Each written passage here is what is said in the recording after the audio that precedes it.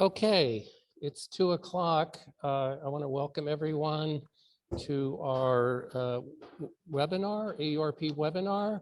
And I'm going to do some introduction, but before we do that, we're going to hear from Vicki Palmer, who wants to give the CEO for AURP to give some words of welcome.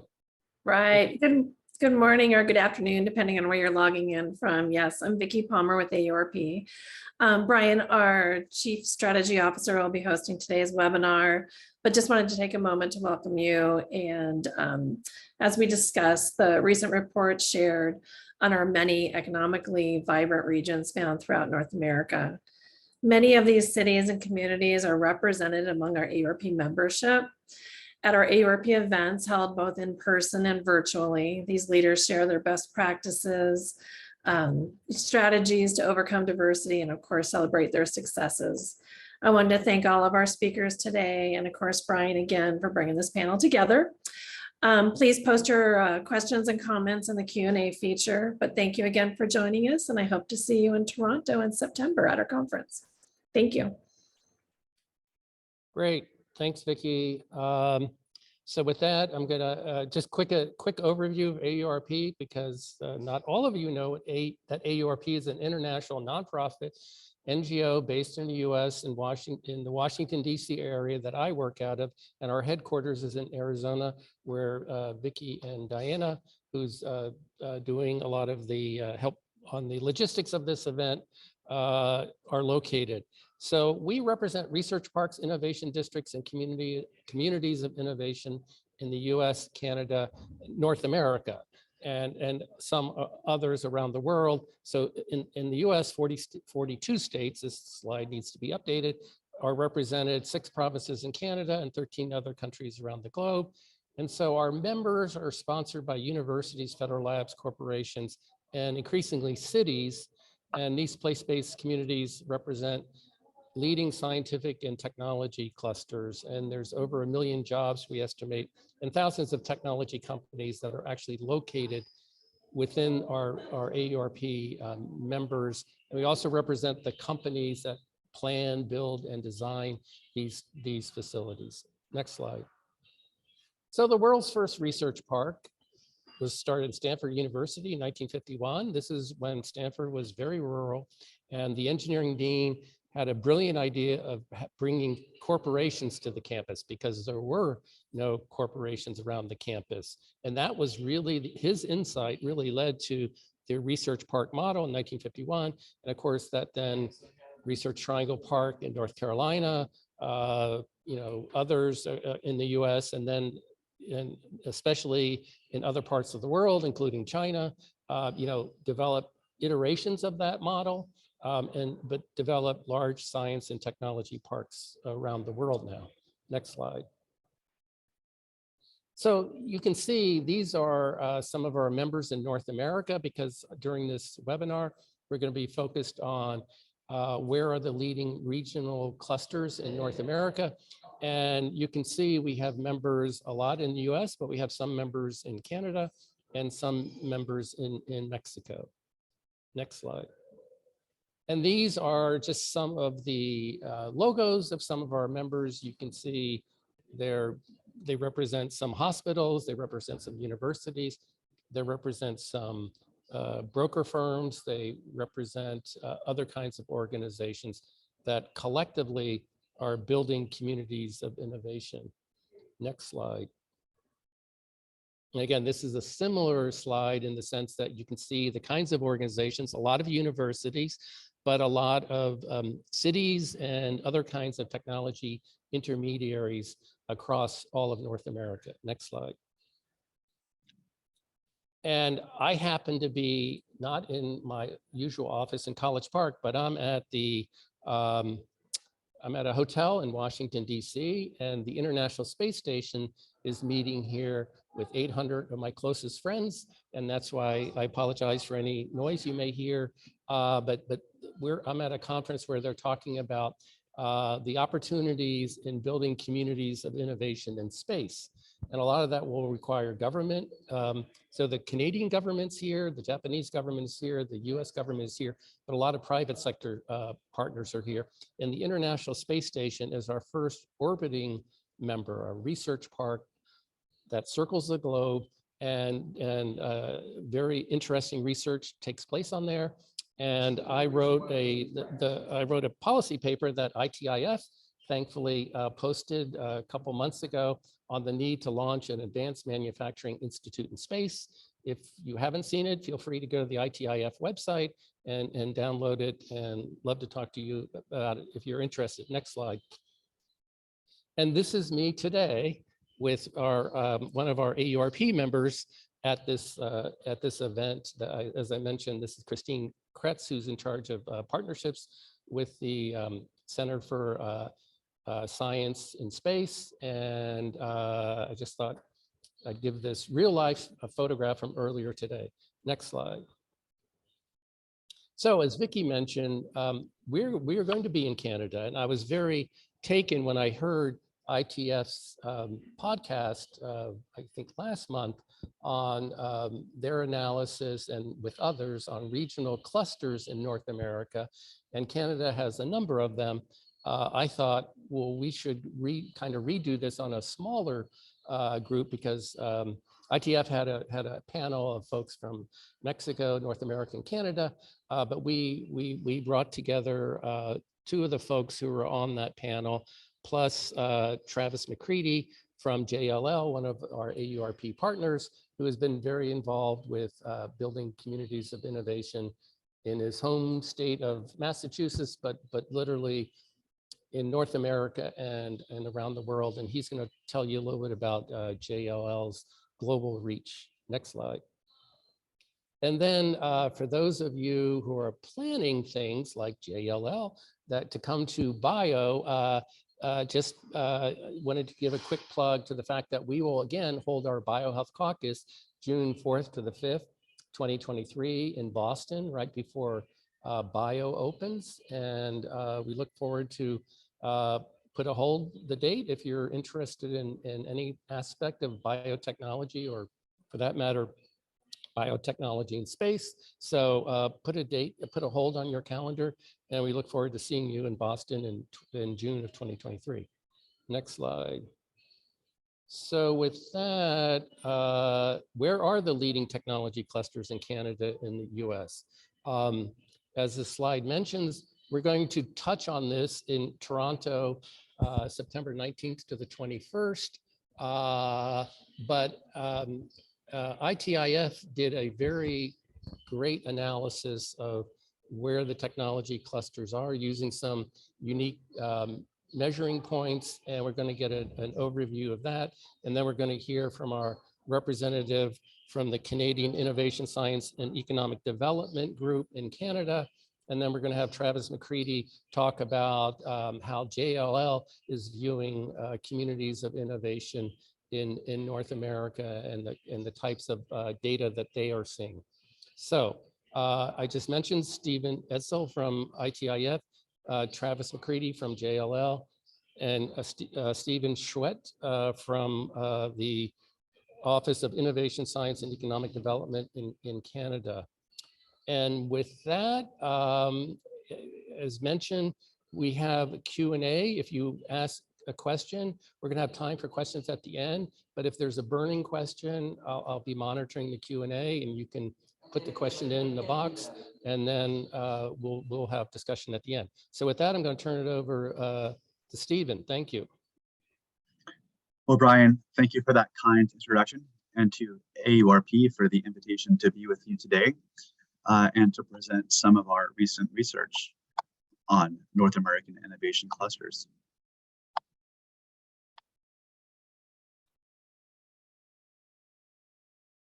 Great. So if you don't know ITIF, the Information Technology and Innovation Foundation, we are a Washington, D.C. based nonprofit, nonpartisan science, technology, and economic policy think tank with a mission of advocating for innovation-based economic growth, laws, regulations, policies across the United States, our states, and countries around the world. We work on innovation policy across a wide range of sectors, from advanced manufacturing to clean energy, life sciences, and the internet economy. And we've been ranked the world's leading science and technology policy think tank for 3 consecutive years by the University of Pennsylvania Global Go-To Think Tank Index. So in June, we released a new report called the North American Subnational Innovation Competitiveness Index. And this report builds upon a report that ITIF releases every other 2 years called the State New Economy Index. That report ranks America's 50 states on 26 indicators of their capacity to transition to a modern knowledge, innovation, technology, and digital-based economy.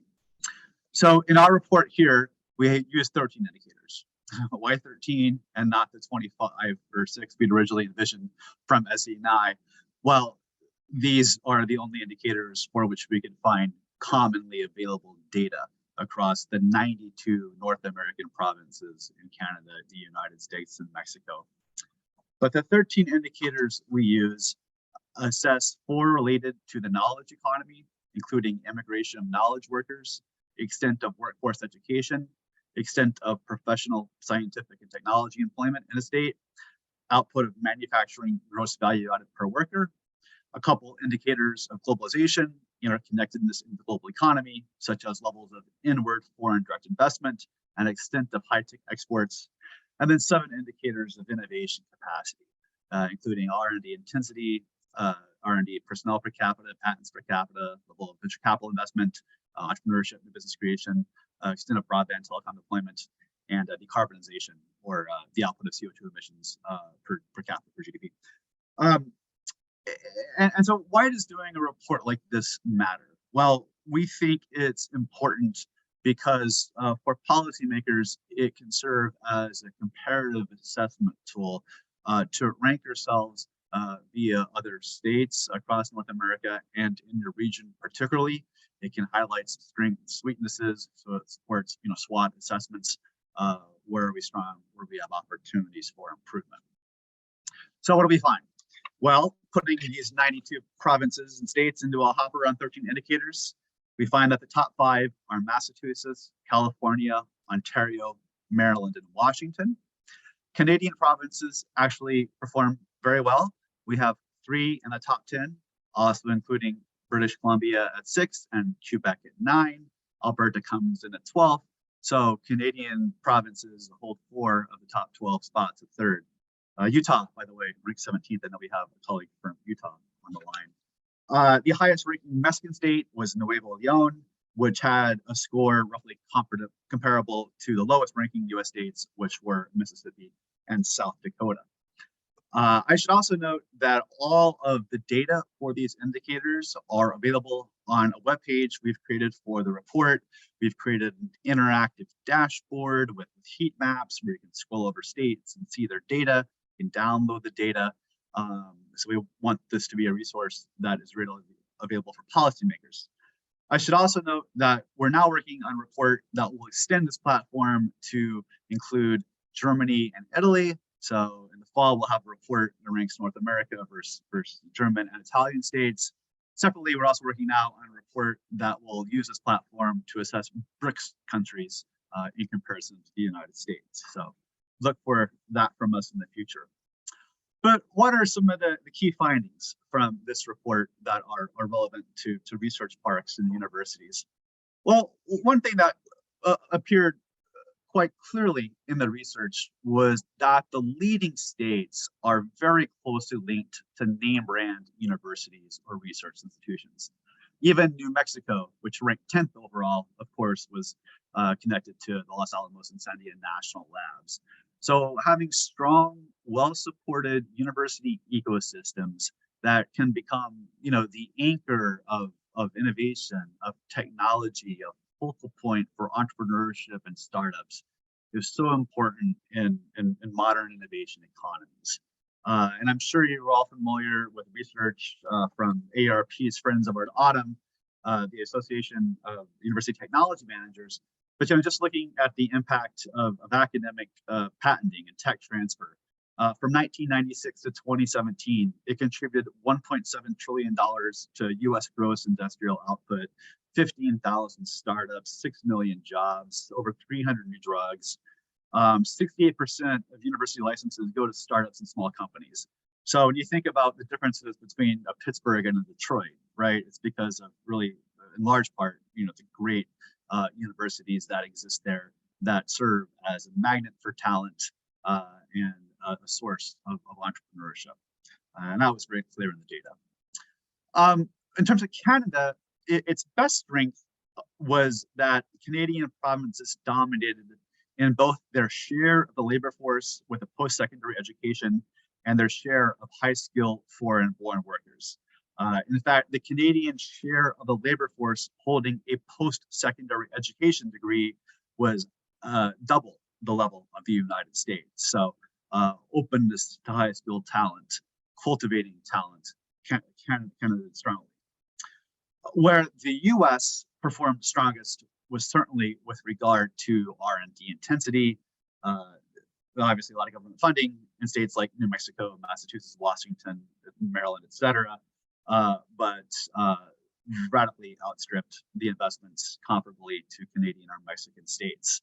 There was also a very clear gap in the output of scientific research.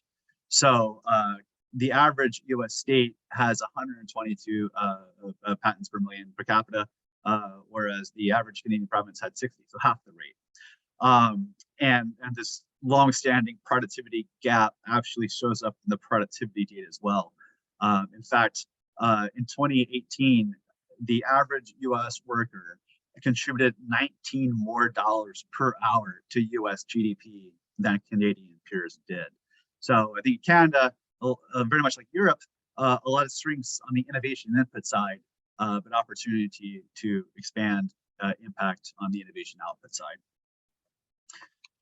Another thing that came through quite clearly in the research is the importance of continentally integrated markets and production networks, and the need and the opportunity to make North America a much more competitive region in the global production system. And in particular, we think there exists in North America what we call a complementary high-wage, low-wage partnership that can support the innovation economy, right? So US and Canada as a real source of R&D and design and intellectual property, although certainly Mexico contributes in many ways there in life sciences and ICT, et cetera. But when we look at the average manufacturing labor costs in Mexico, obviously, it's a fraction of that of not just US and Canada, but also, South Korea, Japan, and China. So what we argue in the report is that, we can develop kind of complementary innovation clusters, taking advantage of the unique strengths of universities and companies across North America, maybe to make greater advantage of the unique landscape of the North American labor market. The report, to Brian's point, also highlights a number of what we call cross-national innovation clusters. Interestingly, when we look at Pacific Northwest states, provinces, so Oregon, Washington, Vancouver, British Columbia, they all score very similarly, just like 4 or 5 points apart in the report. And this is in part evidence of a real integrated Pacific Northwest innovation ecosystem. In fact, it is supported by active programs such as the Pacific Northwest Economic Region and the Cascadia Innovation Corridor. And these are active partnerships among state-level governments in the Pacific Northwest to collaborate on human capital development, knowledge exchange, transportation, infrastructure development, developing an integrated kind of labor pool to support industries like aerospace or ICT software in the Pacific Northwest. Another ecosystem we highlight in the report that is just developing now is the activities of Arizona and the Mexican state of Sonora to develop a fully integrated semiconductor production ecosystem. So many, I'm sure, are familiar with TSMC's, the Taiwan Semiconductor Manufacturers, new plants there in Arizona to build 5-nanometer chips. Intel has also announced recent investments in logic chip production in Arizona. But if you're familiar with the way global supply chains have evolved in the semiconductor industry, We make those chips in Arizona, but then we put them on boats and ship them to Malaysia or Indonesia to do what's called ATP, or assembly, testing, and packaging. I think the Mexican state of Sonora has wisely recognized, why are you sending this stuff to East Asia when we have the capacity to have a competitive labor pool in Sonora that can do this work effectively there. So now kind of Sonora has developed its own kind of advanced semiconductor packaging strategy, and it wants to make itself a hub for the semiconductor production ecosystem in North America, also working with Samsung and other plants in Texas to be the ATP center. So it's been very, very interesting evolution of supply chains in the semiconductor industry that also, I think, supports some of the goals of nearshoring or friendshoring or whatever you wish to call it. Of course, we've known for some time that products such as medical devices or auto parts can cross North American borders as many as 8 times as we move toward production of final goods like autos. The depth of the integration of production is shown also in the fact that U.S. inputs account for 40% of the value of Mexico's exports to the United States and 25% of Canadian ones. So when we look at advanced manufacturing for cars or ICT products, the maquiladoras that dot the U.S.-Mexico border, really deep integration in the production systems there. I should also mention that the report talks about the Northeast region innovation linkages between Quebec and Massachusetts and the depth of the university research exchange there. Just to share a few policy recommendations from the report. One is we would call on U.S.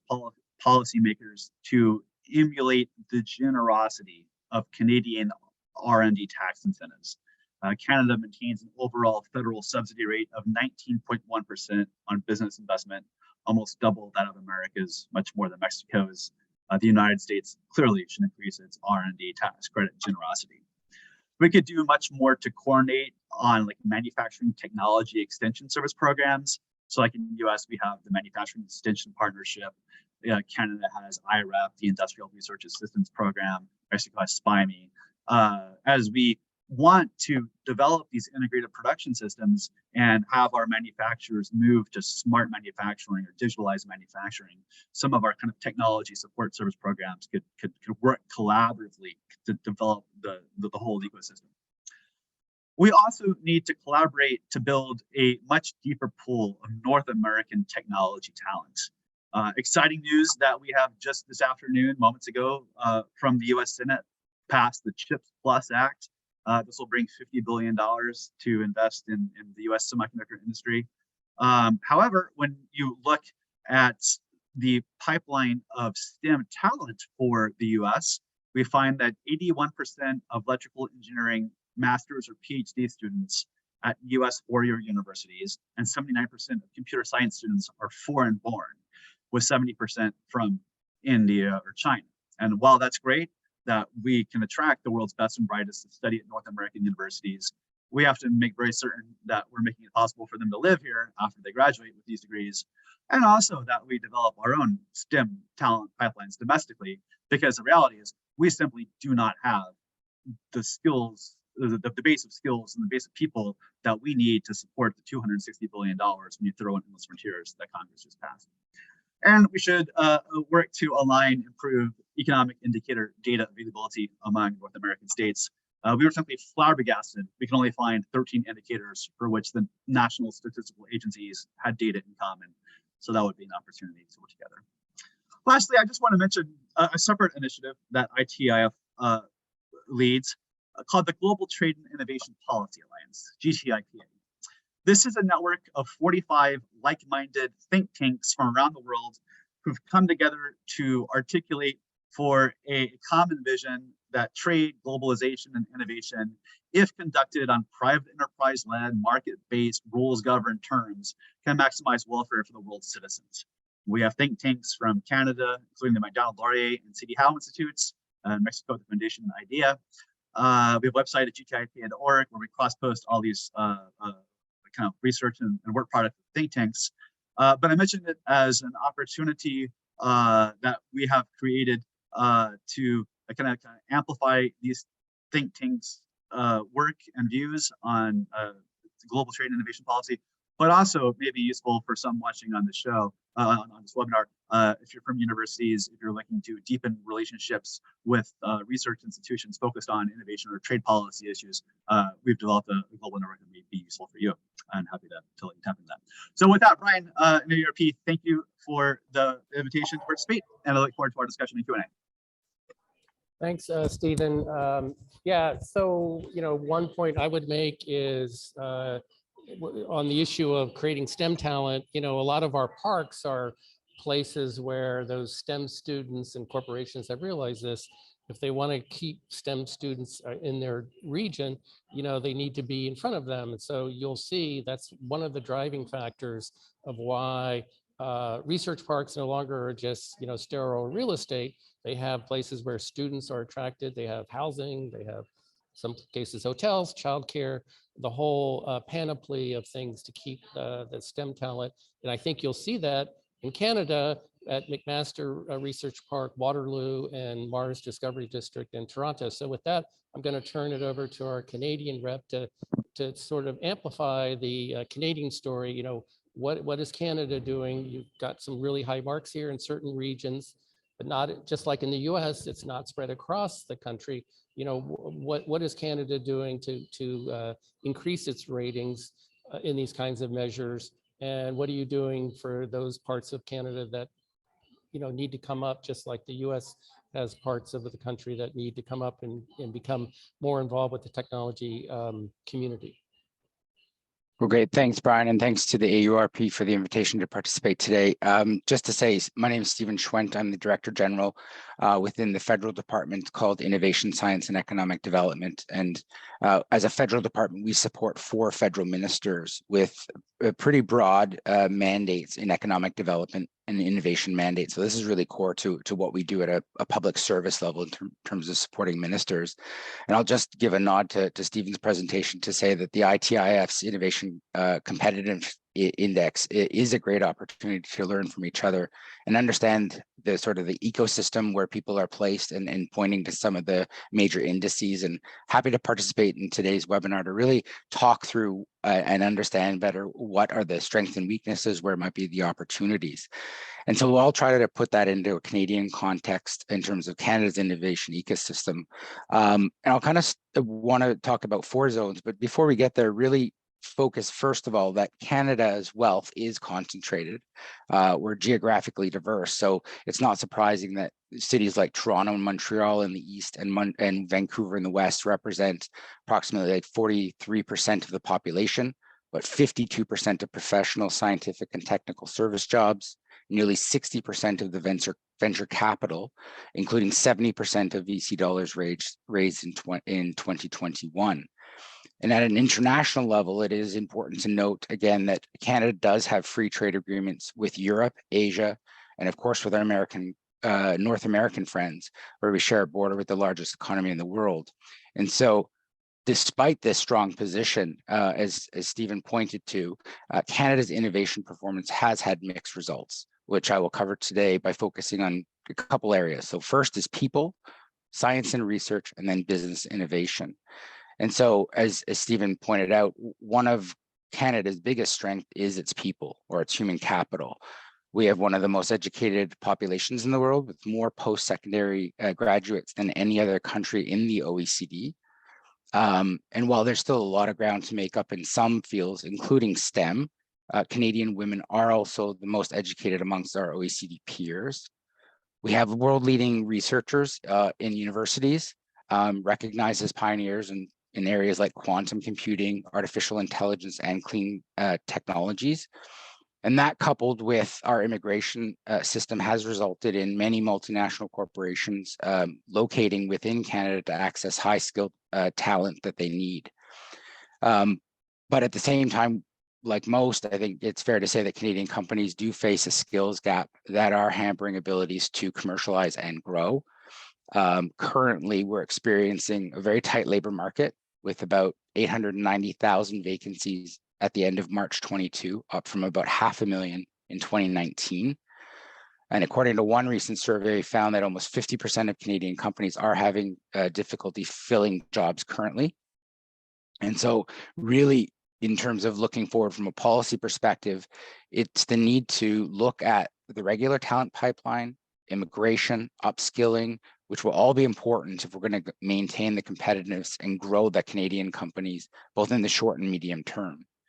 If we look further into the future, we also in Canada have an issue with our aging workforce and fewer births, meaning that immigration will progressively take up a greater proportion, an increasing role in Canada's growth. And so I'll just mention that the federal government in the past 5 or so years has annually come out with an immigration levels plan, which was most recently tabled in February, which sets the annual target.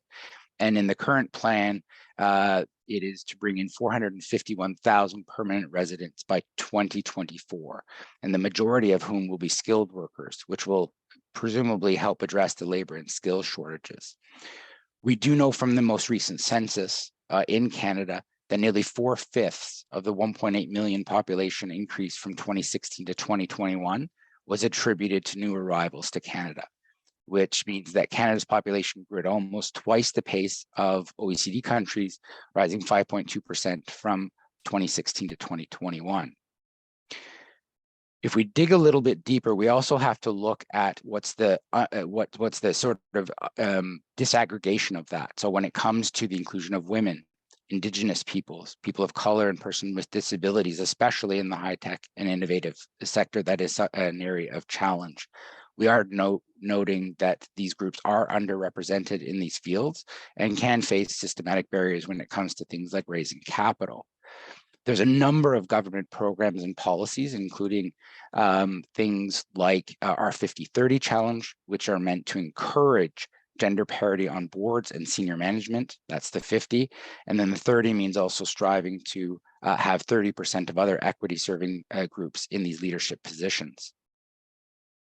And finally, I'll just note again, in such a geographically diverse country as Canada, to participate in the innovation economy, it requires internet access.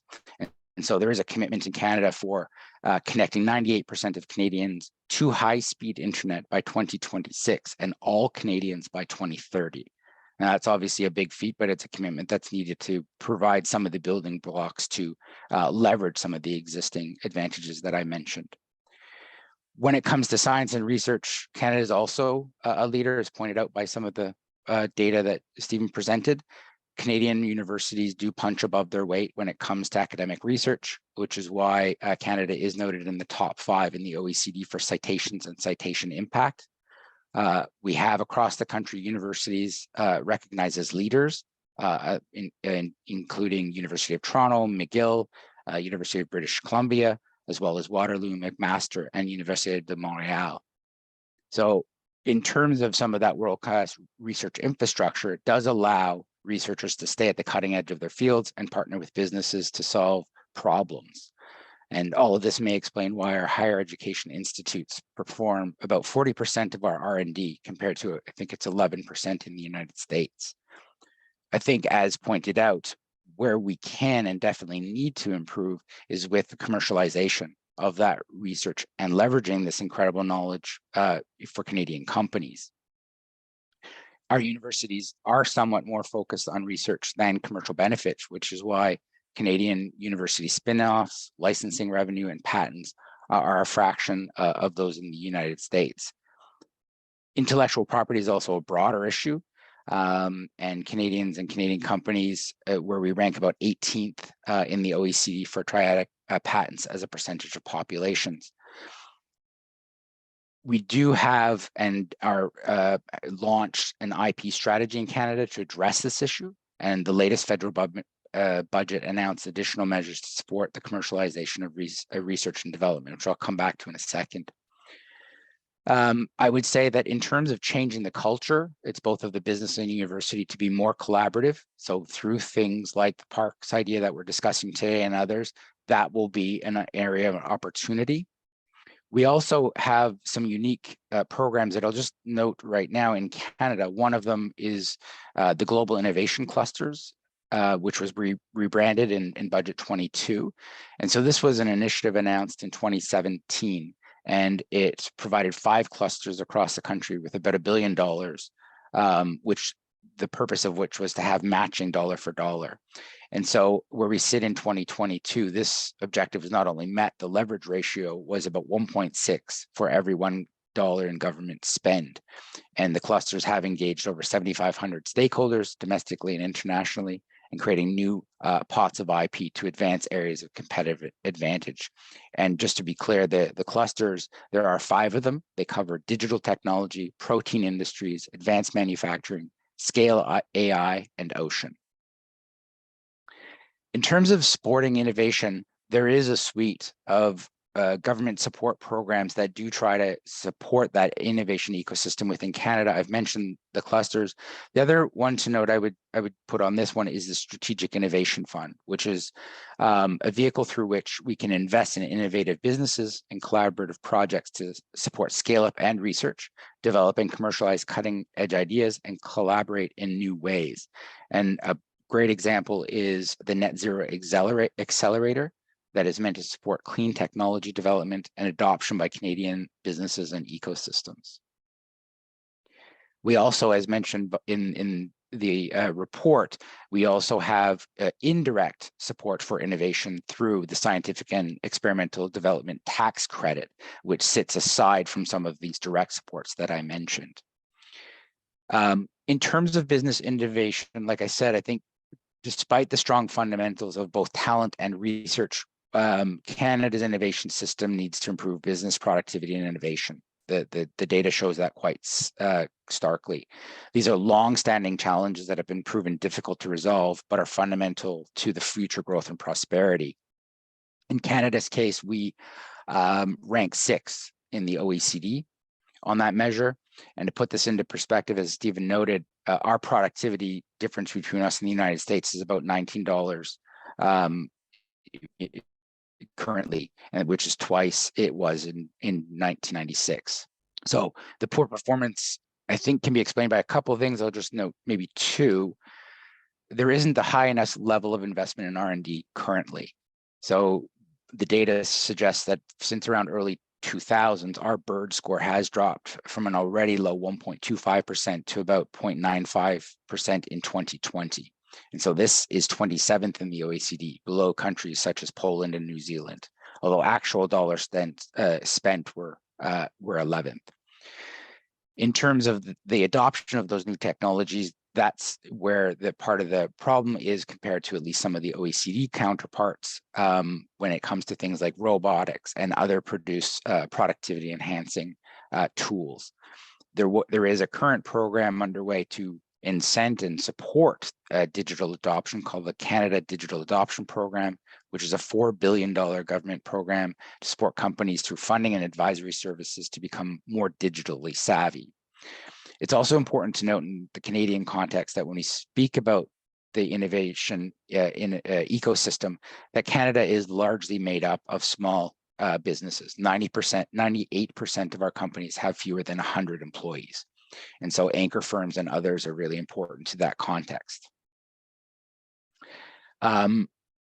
Just conscious of time, I'll note a couple other pieces. Obviously, green economy and innovation is a new thrust in terms of the policy dynamics. And so all governments, including Canada, have put forth targets in terms of climate change. And so a big part of the public policy, as well as sort of the orientation of that, is moving to clean tech and moving into that space.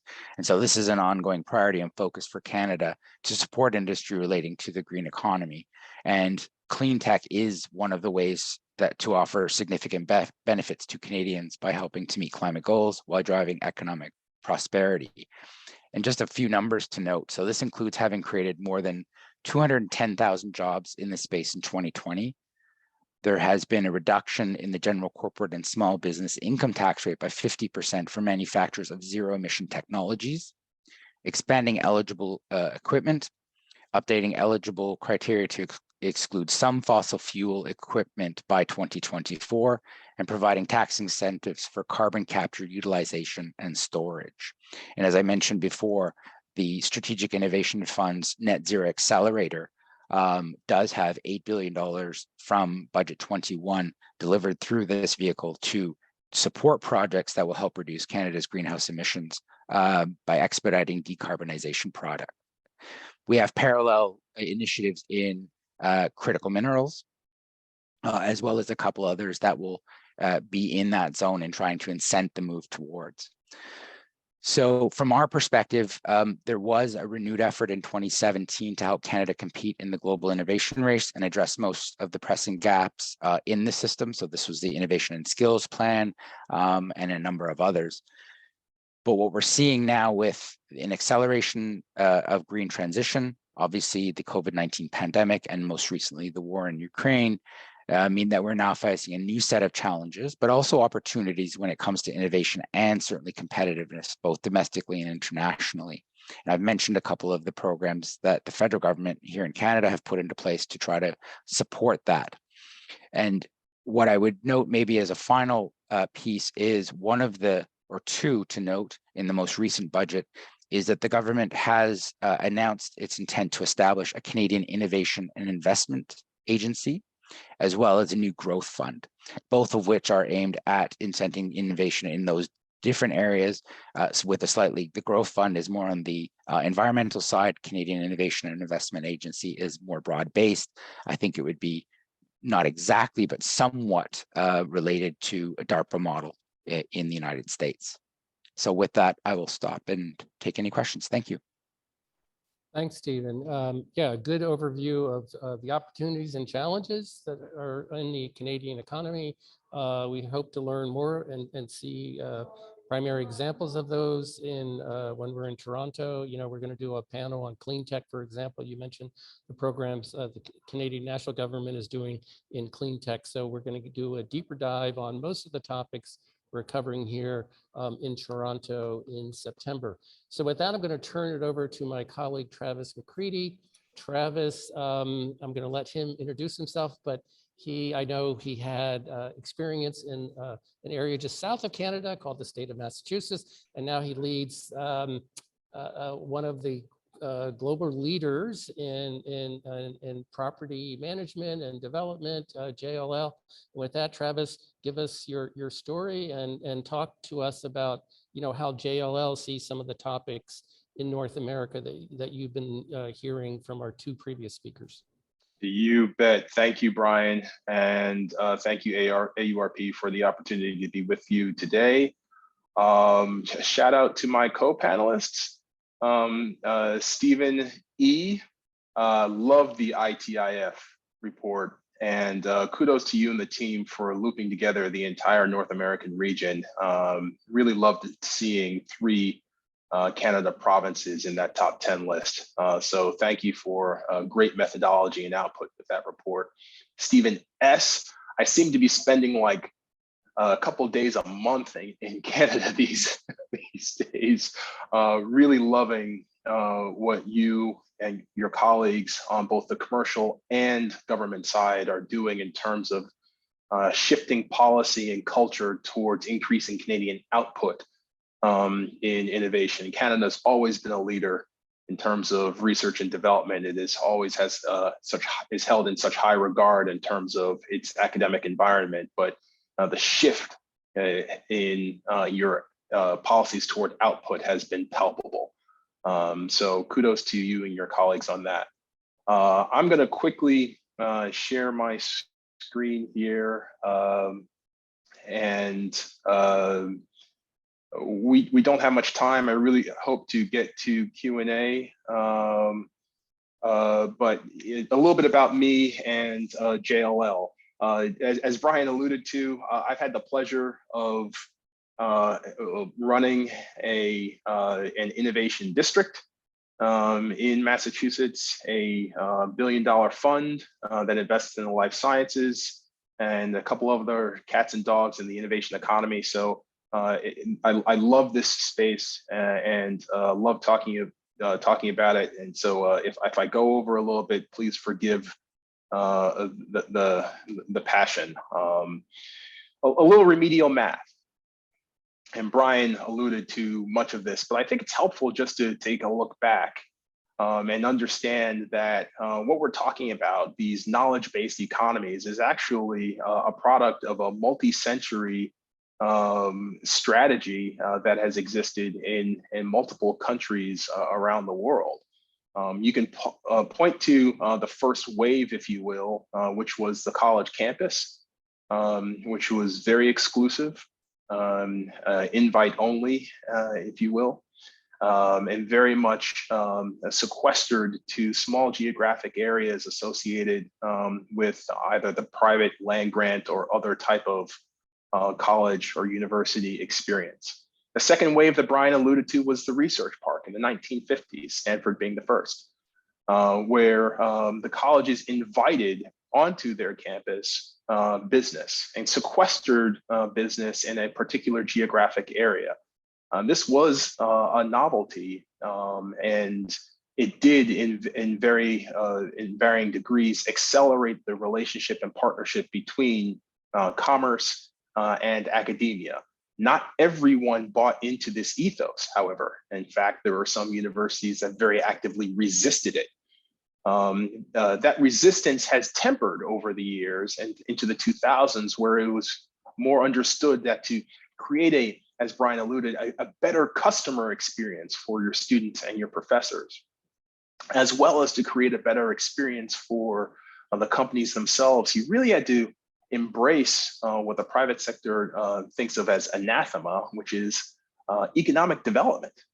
And you had to think in terms of not only just a sequestered geographic area where you can invite business, but you had to think in terms of retail and ground floor retail and other public serving functions that occurred within the district. This was critical because essentially what it did is it democratized the act of innovation. No longer was it invite only in the research park or on the college campus.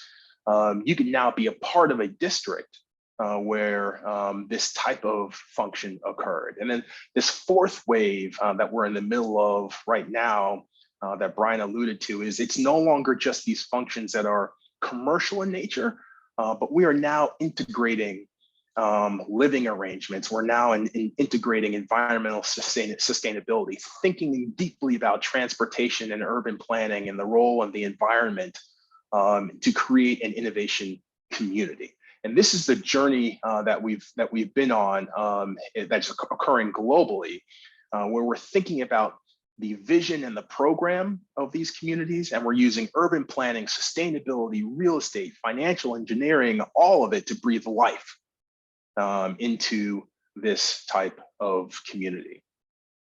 I think the Brookings Institution report that came out almost a decade ago, I was very honored to have a part in writing this report.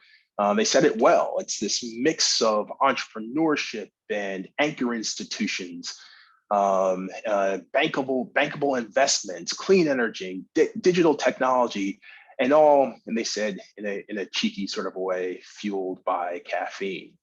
I think one of the important things I'd like to highlight in terms of the sectors or the partners necessary, and this is why I'm so excited to hear Stephen Ness's perspective, is there is a very active and strong role for the federal government to play in supporting these types of environments. And the type of policy approach that the federal government or provincial or state government can bring can make the difference between this being just another research park or this being the type of community that is again democratizing the function of innovation. Let's dive a little bit deeper. As Brian mentioned, I lead our life sciences practice across the Americas and also co-chair our innovation communities practice. And when you take a look at, we have the saying that success leaves clues. When you take a look at an innovation district that has the vision to be driven by something like the life sciences, there's very specific types of infrastructure that a successful ecosystem will have. It's not just a monolithic environment whatsoever. And you have the core anchor institutions, of course, the research institutions, the academic medical centers or the like. But you also have these really interesting innovations in infrastructure itself. Folks don't perhaps realize, but the notion of a wet lab incubator is new. A wet lab incubator is only about 15 years old. Incubators, accelerators, escalators, these are novel and innovative ways of trying to cram and accelerate more innovative companies out of a single real estate environment. So the very notion of a cluster has multiple different types of physical infrastructure that brings together multiple different types of individuals to create a yeasty innovation environment in something like the life sciences. My last slide, then we'll open up to Q&A. So what's a firm like JLL doing in all this? We're one of the largest real estate advisories in the world. And we recognize and we've learned over the years that infrastructure, physical infrastructure, can be an accelerator or it can be a barrier to an innovation environment. And I'll give you an example of what I mean by that. It used to be, if you're talking just about a research park, or in some OECD countries, where institutions themselves or the companies themselves own the real estate. It's on their balance sheets. And that's actually doable for a stable type of company that has revenues and expenses and EBITDA and all that sort of good stuff. But a lot of our innovation companies are pre-revenue. A lot of our innovation companies don't have the type of balance sheets that would allow you to actually own or control a real estate itself. Moreover, a lot of our innovation companies, like the life sciences, for example, it will take 8 to 10 years of active R&D before it can actually produce revenue. In that type of environment, it is financially and fiscally impossible to own. I would even go so far as to say it's irresponsible to own. So part of what we do at JLL is we help our anchor institution clients, universities, academic medical centers, and the like, figure out the financial engineering necessary to have partnerships with commercial developers to create spaces that are financially affordable for our innovation clients, for those who are pre-revenue. We figure out how to leverage their campuses. We figure out the strategies necessary, and in some cases, even the urban planning necessary to ensure that these types of innovation uses have the physical infrastructure where they can continue to engage in both research and development, manufacturing, all the way through the commercial development process. We also help investors figure out the most dynamic innovation environments where you're no longer trying to underwrite a particular company. That's so yesterday. You're trying to figure out how to underwrite a particular geography. Where are most of these companies coming out of? So you can actually spread the risk, develop a tolerance for failure, because this is innovation after all. There will be failures. And you can create a business model that allows for the type of churn that's necessary in a dynamic and vibrant innovation environment. This takes financial engineering, project management, leasing, a financial strategy, the capital markets, everything end to end. We've worked on dozens of these across the United States and Canada. I'm happy to say we're in the middle of working on one with U of T. We have visibility into the McMaster Innovation Park, really excited about that. Lots of other things going on the West Coast, in Vancouver. It is exciting to see what's happening in Canada as it figures out how to transform these anchor institution, government-owned or institutional-owned properties into dynamic and vibrant innovation communities. So I'll pause there. I know we have quite a few questions, and here's my contact information for anything that comes up if you'd like to talk offline. And again, Brian, thanks a lot for inviting me to participate in the conversation.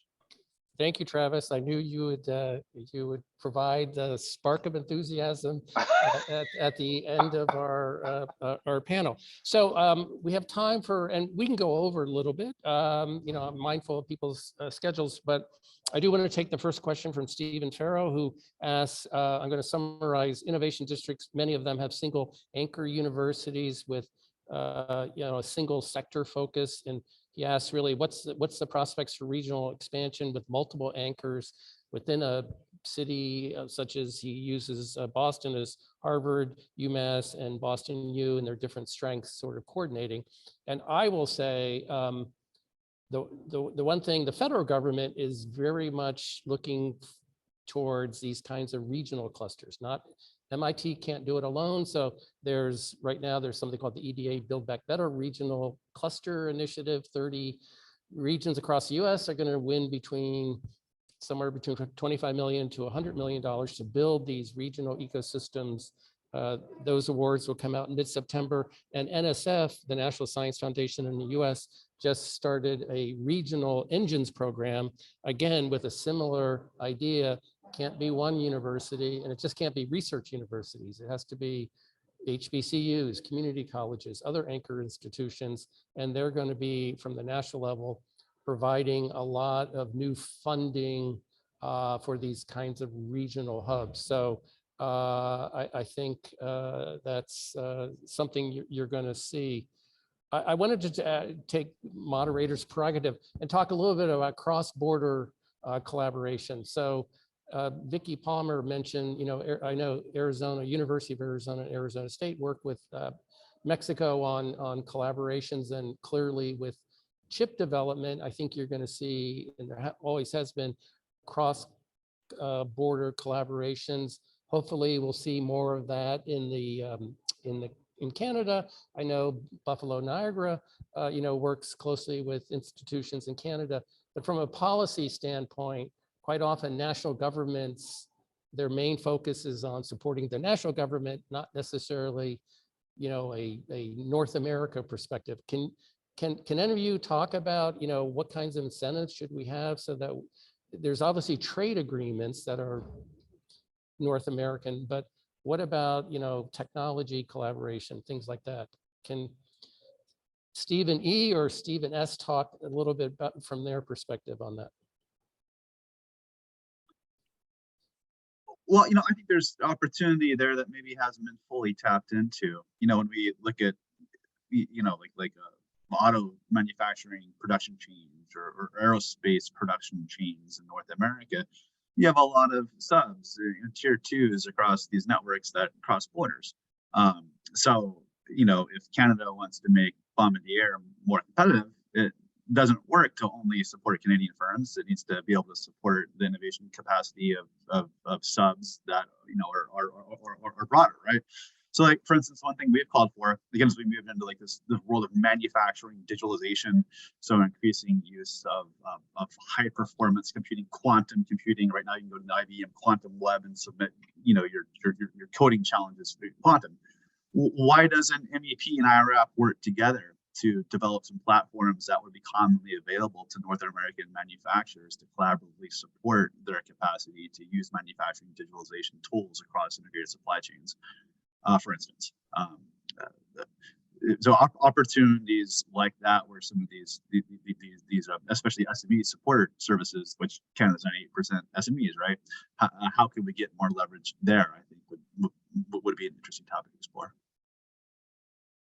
And maybe just to add, I completely agree. I think part of it is we have to take it in the context of how integrated the economies are. So autos, aerospace, as you said, I think, Stephen, in your presentation, the medical device can go back and cross the border. I know that there's been some recent announcements in Canada, for example, on partnerships to launch and establish battery plants on the Canadian side as part of that overall integrated auto sector, for example, which would be predicated on obviously some collaborations across in terms of what type of batteries, where, mines to mineral kind of strategies and innovation to do that, to support some of that more North American auto sector.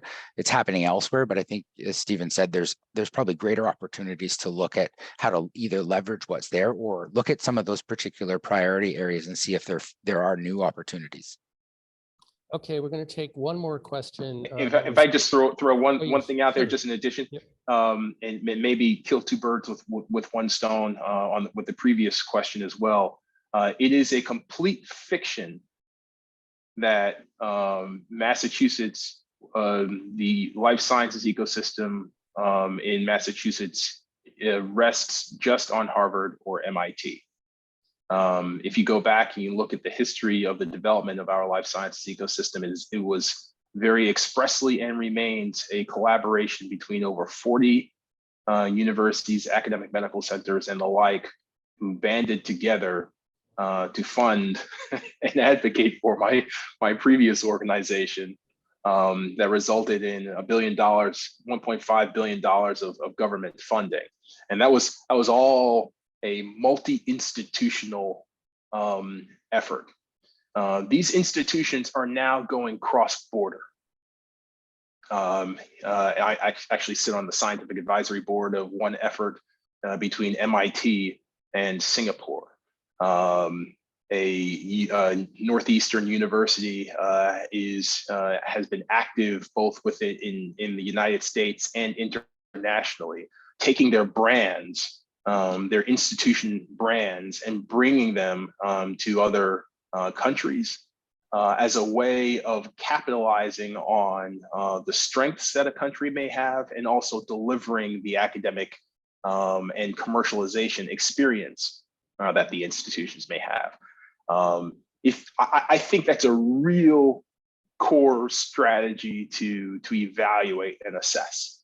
Having a partnership with these institutions that do innovation well is a super highway to introducing concepts into countries and cross-border where that skill set might not be as prevalent. And it's also important to note on the regional technology question that the CHIPS Plus Act, the Senate just passed this afternoon, includes at least $500 million for the expansion of regional technology and innovation hubs across the United States. Yes, and we hope to do a webinar on diving deeper into the CHIPS Plus Act, assuming it passes. So we'll wait until we schedule that webinar. So the last quick question, I know we're running a little bit over, but Chris and Fletcher asked essentially, what about, outside of Toronto, Vancouver, what is Canada doing to, address those regions that don't have the depth of talent as you might have in some of those clusters? And I would just say, it was just mentioned, Stephen S. just mentioned, Stephen E. mentioned the CHIPS Act. And I know in the US, there's a provision in that bill that they're called EPSCoR states. They are states that have not received a high level of NSF funding or NIH funding. Their Congress is directing them to the funding agencies to put more funding into those regions that have not historically received quite as much funding as Boston or San Francisco. So they're trying to address that in a systematic way at the national level. Are there any kind of programs like that in Canada that you foresee, Stephen S.? So two big question that I'll give you kind of maybe half an answer, maybe starting with Chris's, which I think is really good. There are a couple of things that I think that are happening. Obviously, Canada is geographically diverse, as we said, and it is concentrated, but we have seen over time there being pockets of areas where there have been sort of opportunities leveraged. I think coming out of COVID, we are seeing a net migration of people actually to the East Coast. So in this case, places like Nova Scotia and the like, that would be the first thing. So human capital is obviously important. But as otherwise pointed out, the infrastructure, so whether it be universities, whether it be infrastructure for manufacturing sites, we're finding that that's more and more part of the conversation. So you create the recipe, you create the conditions for those type of areas. Ottawa is an interesting one where we have benefit of proximity, closeness to that, plus a really good university, same with Kingston. And so there's opportunities. So I think there's a host of things that needs to happen, both at the federal, provincial, and at municipal levels to do that, incenting a bit more in terms of what are the type of localities and otherwise, because we are seeing it in things. If you think about things like quantum AI, we mentioned it. There are pockets across the country that are doing it. In terms of your specific question, Brian, I don't have a ready-made answer. I think it is something that we do need to look more specifically at in terms of what are the appropriate kind of initiative or instruments that could be used to nudge in that direction or support, because it is an important aspect, but it is one area where I think it's like everything else we do, it's multifactorial in terms of what's the right mix of things to achieve an outcome. Yeah, I think every country, is facing that, and they're all addressing it in different ways. Well, with that, I apologize for those who are expecting us to end exactly at 3, but one of the nice things about Zoom, you can continue, and we went 6 minutes over, but I thought it was a good discussion. I didn't want to cut it off. We are making a recording of this. Diana, I think we had a question about slides, and Stephen E, there was somebody wanted a copy of your slides. So we will be posting this on the AURP website. And as I said, lots of interesting things happening in the US, Canada, Mexico, and I appreciate our panelists. Thank you all. We're doing thank you for agreeing to speak, and we look forward to seeing everyone in Canada, where we're going to continue this dialogue, and look forward to upcoming AURP webinars on things like the CHIPS Act and some other interesting topics. So with that, I think we have one last slide that just again reinforces our event in Canada. And again, thank you for attending, and thank you to our panelists. And I'm giving a virtual applause. And there's our information about our conference. There are some deadlines coming up for hotels and other things. So get online, and hope to see you in Toronto. So thank you, and have a good day for the rest of the day.